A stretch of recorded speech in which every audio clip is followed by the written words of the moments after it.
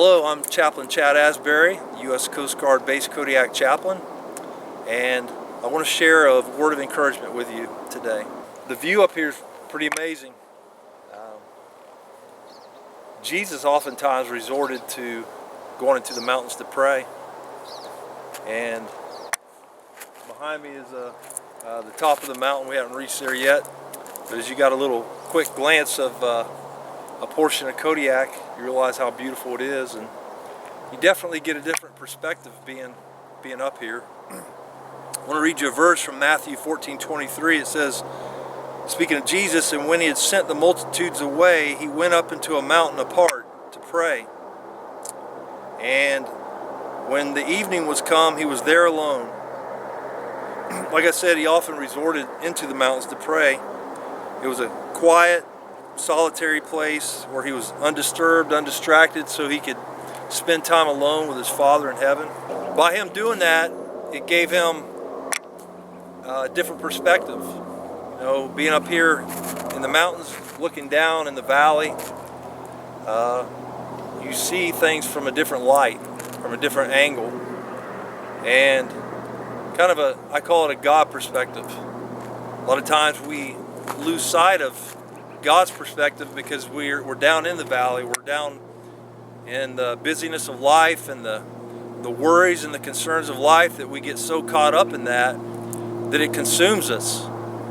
It absorbs our time, and it really runs our battery down, so to speak. But when you get up here and things are a little more peaceful, it is more solitary and away from all the hustle and the bustle and the anxiety, the negative news, all of that.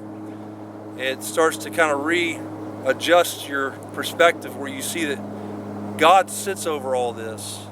He's not in a panic right now. He's not caught up in all the negativity and the problems of the world. He's above it all. And as he looks down, he sees things differently than we do when we're down there. And so to get alone with God in prayer, to catch on to having a God perspective instead of a human perspective, is very important for every one of us as Christians. So you come up here and you see how massive the mountains are and how beautiful they are, and it's really awe-inspiring. And to get up here, it reminds you of God's greatness, His creativity. And the most amazing thing about God's creation is that when you read in Genesis, everything that He created, the very pinnacle of His creation, the last thing that He created was us. We are the highlight of His creation. And He tells us that He made all of this for us. So when we look at the mountains and the beauty of the trees and everything around and how massive they are and how great they are, it reminds us of God's greatness and His grandeur.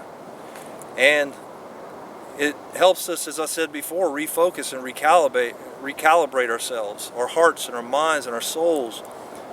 It reminds us that our God is mighty, and He's awesome, and He's got everything under control. God's still on His throne, and the God who made this made it for us, and He cares enough about us that He's not going to let our world fall apart. He's not going to let our lives get to a point where He isn't concerned and He doesn't care, and where He's not going to take care of us. You look at this mountain, you look at all the mountains around and the beauty of the ocean and everything else, and you're reminded of how mighty He is. He's mightier than anything He's created. So there's no problem so big that God can't handle it. And there's nothing more important than you and me, that He's going to let some problem consume us and destroy our lives and rob us of our joy unless we give it up ourselves. And I think Jesus, He'd go up into the hills of the Galilean mountains and hillsides and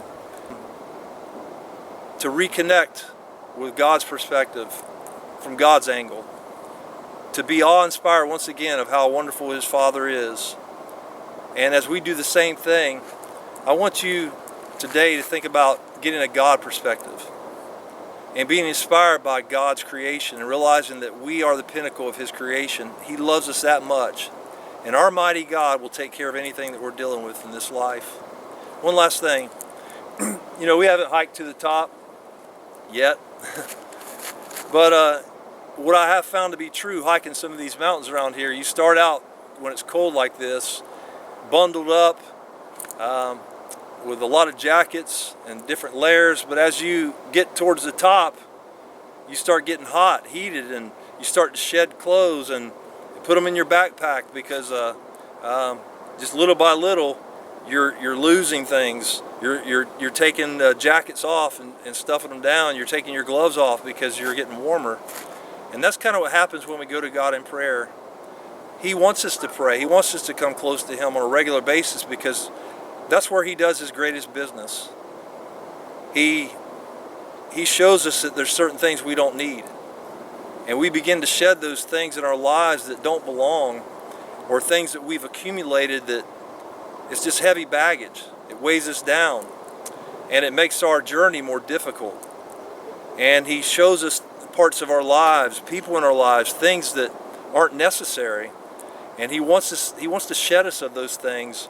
And that's what a prayer life does. And so today I just want to encourage you, get alone with God, whether it's on a mountainside, whether it's walking through a thicket of woods, whether it's going in a room and shutting the door and locking it for a little while and getting on your knees, or just bowing your head somewhere in the privacy of your own car where it's quiet. Leave the radio off, turn the TV off, don't mess with your iPhone or your iPad. We're too distracted today. And get alone and spend some time with God and let God reset the way you look at life right now. And let Him remind you of how awesome He is and that He loves you and that He's going to take care of your needs. God bless you. Have a great week. If you need anything, please give me a call. Reach out to me because I'm here for you. I care about you. And I hope because of this, it'll encourage you to find some time to pray and spend time with our Father in heaven.